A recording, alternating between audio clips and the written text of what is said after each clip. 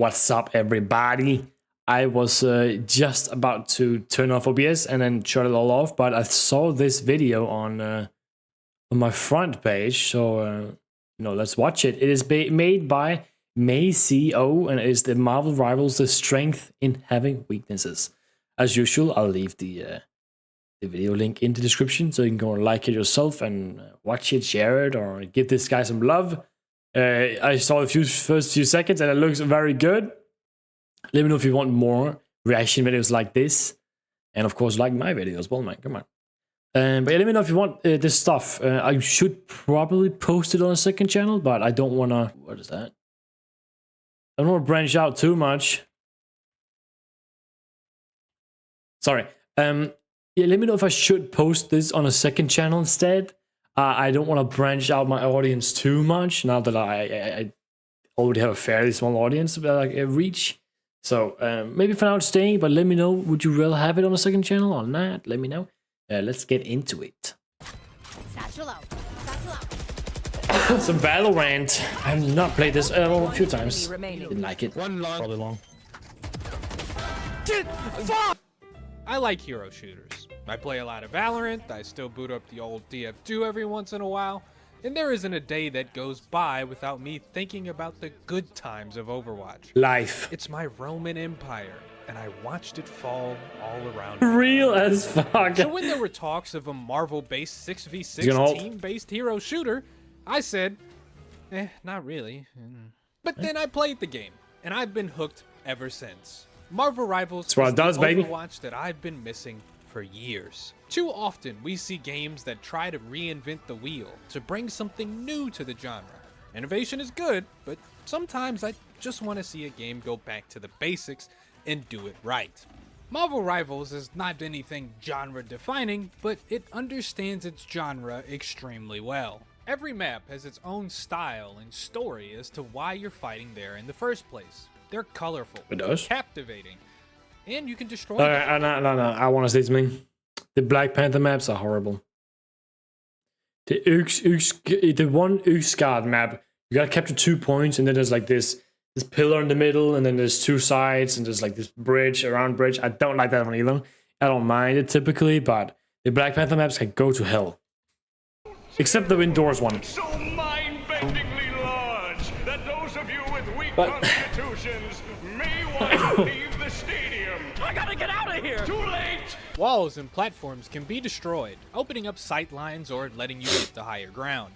Every time I and it's making me lose frames by 20. Realize there's another side path I never knew about. Even without the aspect, maps find ways to feel balanced without being boxy or one-to-one recreations of Dust 2. They aren't reinventing the wheel here with their map design or the game modes on it. Payload isn't anything new, domination is just 2 out of 3 King of the Hill. But it's the amount of care put into how these games Is that the first ever Captain America kill recorded on a video? Wait, is there something wrong with my... There is. Oh, oops. Did you watch it like that for a while? My bad. It's fixed now. Feel a little bit more fresh and fun. But what about the characters? The real reason the game is as good as it is because of how good the characters are. You can say that being a Marvel IP does a lot of carrying. In some cases, it certainly does. America's ass, it sells itself. But they didn't take the easy way out. They opted to add in some of the least known, least interesting, and least liked Marvel characters. Least interesting? Don't need to insult them like that. Making them successful. Hawkeye shouldn't one shot, but... My God, it worked. Almost every character in every role is fun to play. And I think that's because the characters in this game have simple but well-defined niches. It's very easy to pick up a character and understand what they want to do, how they want to do it, and what they offer that no one else does. Iron Man is a guy with infinite flight and a rocket launcher. It's very easy to understand that he wants to get above everyone else and blow up their backline. What he offers and what he wants to do is completely different than someone like Storm, a character that also has infinite flight but gives her team speed and damage boost. It's very easy to know that she doesn't want to be high in the sky. You want to hover around your team and make sure everyone is going. She's also not that together. fast. Magic and Psylocke are both assassins, but Psylocke wants to burst you down before you know she's there with her invisibility, and Magic wants to run directly at you and take longer fights by weaving in and out of portals. Venom and Captain America, both tanks that want to jump into the backline, but Venom does it instantly, attracts a lot of attention, then jumps back out. Captain America picks his moment, protecting his team and fighting in the front line until he finds it, then jumping in when he sees that opportunity. Good descriptions, I agree. High-level game plans constructed with years and years of experience. The game shows you what each character should be doing in their suggested combos, which speaks to how intentional each character's design actually is. Every character is created with their own unique gameplay, their own unique game plan, and their own unique style of executing that game plan. It's this attention to detail that makes every character interesting and gives every character their own unique reason to pick them. Yeah. Counter! The Fury! Feels slightly racist. But Yeah, I was about to say. As fun as it Yes. would be to have super boosters and infinite pulse charges, being on the receiving end would be a little frustrating. Characters should be strong enough to enjoy playing and weak enough to enjoy playing against. Marvel Rivals does a good job in making each character's weaknesses obvious and exploitable. For the most part, yes, an Iron Man annoys tanks and Yeah, like Hella's just too much, I will say. Get out of jail free card. Not get out of jail, I don't say that. Get out card, a stun, an explosive ability, and she can 2-tap pretty much anyone except tanks. And she has a free escape ult as well, but whatever. Characters, but you really don't have to think that hard about what beats them. Hit scan heroes have an obvious advantage against slower targets and at longer ranges. But what the hell is Hawkeye supposed to do against this? I'm moving too fast, my pockets are too fat, my swag is too different. And not every character has a hard counter, they might have just a harder time against certain team comps or different playstyles. But the point still stands that every character can't do it all, and what they can't do is extremely telegraphed and can be played around. Unless you build a good... This is a team game, and with well-defined niches, you also get well-defined strengths and weaknesses. And with well-defined strengths and weaknesses, you get the opportunity to get creative with your teams, playing around with what you can and can't do as a character, and what you can and can't do as a team. And the game gives you a little push with these team-up abilities. Yeah. These usually give an extra ability to one character and extra stats to the other. Black Panther may have some trouble getting out of fights, but with Magic, you get the benefit of having the ace borderline broken, by the way, diving into the backline with you, and a new ability to turn back time and get some health back. Double snipers may give up some consistency, but it gives Hawkeye the ability to one-shot headshot higher health enemies, and it lets Black Widow feel like a character for a few seconds. Why? These team-up abilities make more unusual or more risky pairings viable, and they help players understand what you really can get away with for team compositions. They're strong enough to be relevant, but not strong enough to where you have to run these team-up abilities in order for your comp. Well, the Hulk one is... to succeed. It's a decent way to inspire some creativity and to push people away from that 2-2-2 that we have just come to accept as the baseline. Yeah, right. I want dive comps to be good. Same, I want double man. snipers to be good. I want No, triple healer, I don't want snipers to be good. That's horrible. Stupid idea. No. or triple tank or triple DPS to be good. More options means more strategy, more play styles, more creativity, more ways. How did you do that? Means more strategy, more play styles, more creativity, more ways to express your skill. And the fact that a lot of different comps can be successful is what makes team-based shooters like this one so fun to play. He could have healed. Now, He doesn't heal. It's Okay. obvious that a game centered around team building should have some level of opportunity cost when you're selecting a few characters from a lot of options. When you select a character and create a team, the weakness of your team should be obvious and exploitable. And if you build around having no weaknesses, then you shouldn't have that many strengths either. Kiriko. Marvel Rivals. She doesn't have. It's not like she doesn't have any strengths. She has all the strengths, and she's just too good. Does a good job at accomplishing this, but why point it out? Why emphasize it this much? Well, that's because Everyone ready? Let's do this. before Bridget, everything positive I just said about Marvel Rivals applied to Overwatch. It didn't So I reinvent the suppose. wheel. It I took mean, that is true. That is very a true. lot of inspiration off of TF2. But it did a great job at making memorable characters, giving them their own game plans, and giving them their own weaknesses. For this True. story, specifically I love the Sen one. the supports. Mercy had the most consistent single target healing, but had a hard time living on her own. But with a Pharah, she could float around in the air and be a much harder target for dive comps. But this opened her up to getting just shot down by hit scans like Soldier, Widowmaker, McCree, so there was always something that could shut you down. And because she was the strongest healer with the strongest ultimate, she was the main target for most teams. And it's this philosophy Well, of you're showing esport material though.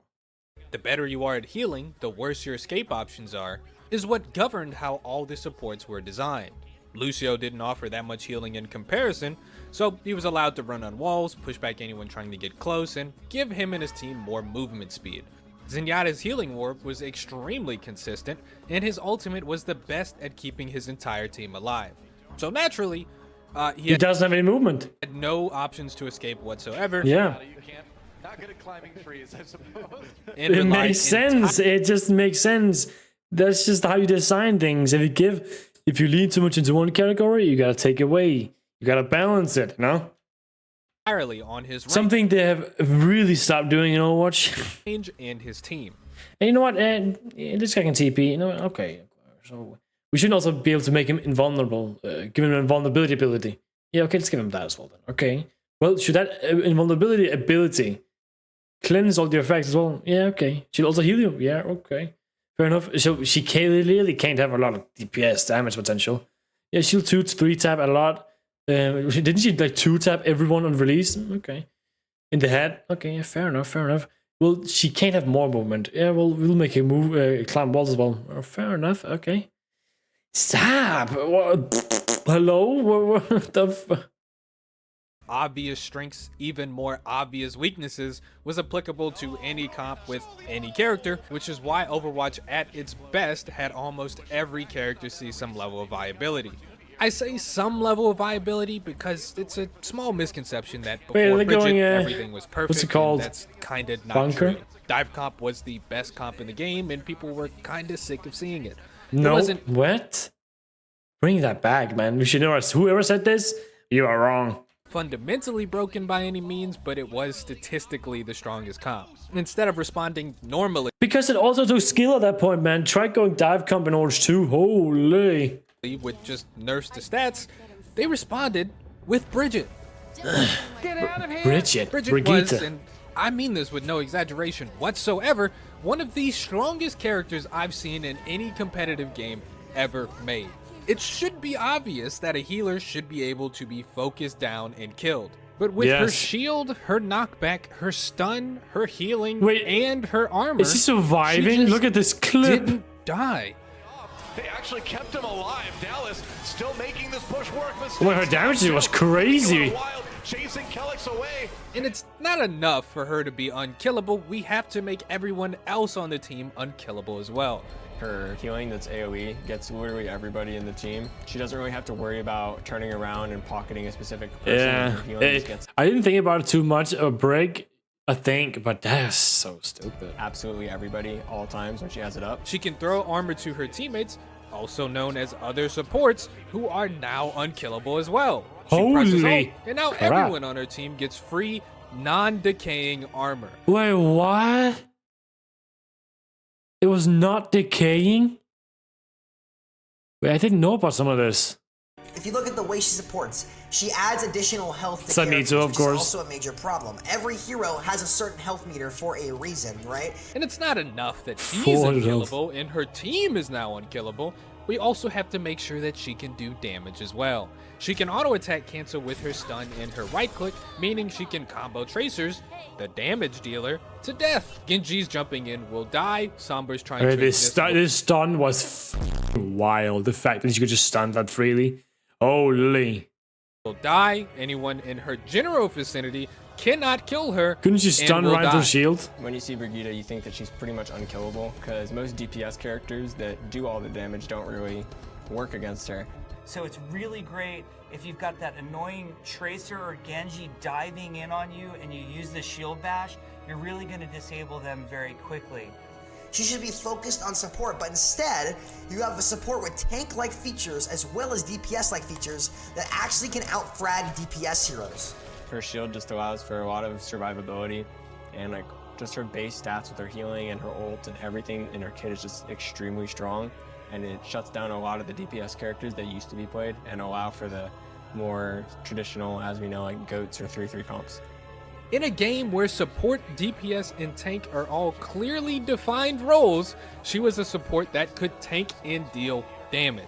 That was kind of wild. I don't know if that play then. I did play that. I know play that. One weakness, if you could even call it that, which was long range. And GOATs was the natural progression of a team building around her one weakness. I did like Goats though. I can't lie. I liked Goats. Goats was fun. Put shields in front of her, put speed next to her. But that's and wild. put healing behind her. And there was nothing you could do to kill this comp. You know, except for Zarya Diva combos. But the entire reason GOATs was even possible was because of her. She fundamentally broke the game, and instead of nerfing... Damn, I spoke so much about Goats. It was my favorite comp. But it's because I play tank. Like, you could just run around and smack. Right, that's it. I don't feel like... You had breaking Goats, though. You did. You had break and Sen. But that's actually wild. I mean, you can still run Goats with anything else, you know. But if the other team had break and you don't, then I mean that's when you lose, then surely. Her range or taking away her abilities or doing anything. But the break is clear. Wait, what? November 19th. It was the space health reduced from 200 to 150, and it's 150 to 175, and then it's 175 to 150. Okay. Entire year, and then they created Roll Lock 222. Wait, so break ruined? Like made it so 2-2 is implemented? I didn't dislike 2-2. Yeah, the thing was a good idea. It just took the creativity away in Band-Aid solution that became the permanent solution, which caused even more problems later on down the line. Because guess what? Double shield became the meta, and because you couldn't bring. But why didn't they just nerf the character? It's no. Like now you have this new format because of one character. Why didn't you just change the character? Doesn't that seem more obvious? I mean, I didn't dislike 2-2. I think it was pretty good. It just took, like, you just couldn't have 3 tanks and then 2 healers and then 1 whatever you wanted, right? But that was just 2-2, of course, but I don't know. More than 2 DPS to break through those shields, there wasn't actually a way to counter it, which meant that both teams were running double shield, which meant that both tank and support roles quickly This was so boring to watch, bro. The esports in this was so shit. Into 2 specific characters each. There's 2 supports and even the 2 DPS will be different based on the map. Both teams ran the exact same comp on both offense and defense. The tanks were the exact same on pretty much every map. Oh yeah, Orisa Sig, right? You would not run anything else. But why are they running Doom and Sig here? Oh, because you would run something else there, right? You don't have any reason to go double shield on when you're attacking. Well, I don't know. I think some people probably did that. But they have Doom and Sig here, though. They have Orisa Doom, so there's no double shield there. Which meant that nobody wanted to queue into these boring roles, which meant that no one was finding any games. After years of terrible decisions, that's why the people stopped playing game tank. Was dying. Something needed to change. Am I missing something? Oh, they have Orisa. Oh, Doom is on a tank, bro. I'm stupid. Sig, I completely forgot. I've been brainwashed. It's Sig or Orisa, of course. Sig or Orisa. I was wondering, this is not double tank. Double shield. It obviously is. I'm just blind. And I mean, you know, something did. Oh no, man. Some fucking idiot decided that the big issue plaguing Overwatch was 2 tanks. Probably because 2 shields equals not good. This band-aid solution becoming a permanent solution is kind of par for the course, really. But there was another fundamental misread on what the problem actually was, and would cause more problems down the line. All of the tanks were created under the idea that they were not the only tank. They couldn't do everything you wanted a tank to do. Because they shouldn't be able to. They shouldn't be able to do everything. Imagine you, what happens if we give one tank everything? Oh, boom, boom, boom. Like, and would have a second or maybe even a third tank to cover their weaknesses or press their advantages. So if you're only allowed to have one tank, you either have to buff them beyond belief to make sure that they don't feel useless, or you need to generalize them so they can all do their job as a tank.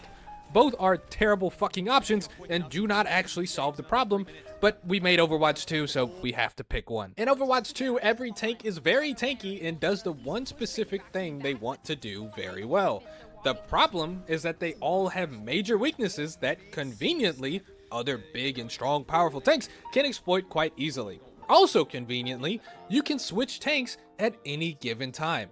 Can you... Well, now you can't really see what they're changing to, but doesn't matter that much to me. Guess what happens next? The game turned into rock, paper, scissors. Whatever tank counters the other tank is the one that wins the fight. Die, select a different tank, try it again. Nobody wants to do this. It's boring and fucking annoying. Overwatch 2 sucks. This is not a real game, and we aren't even talking about the fact that the entire game was made specifically for monetization and a PvE game mode that they didn't even deliver on. After years and years of bad decisions after bad decisions, Overwatch has fallen so far away from what Overwatch used to be. Rome was so beautiful, and that made its collapse so much harder to watch. But that's a video for another time. Anyway, Yeah, Marvel Rivals don't do that. It has taken a lot of inspiration from its predecessors, and it hasn't fallen into any of its pitfalls yet. They seem to understand what makes hero shooters fun to play, and I hope they don't randomly implode and make every wrong decision ever.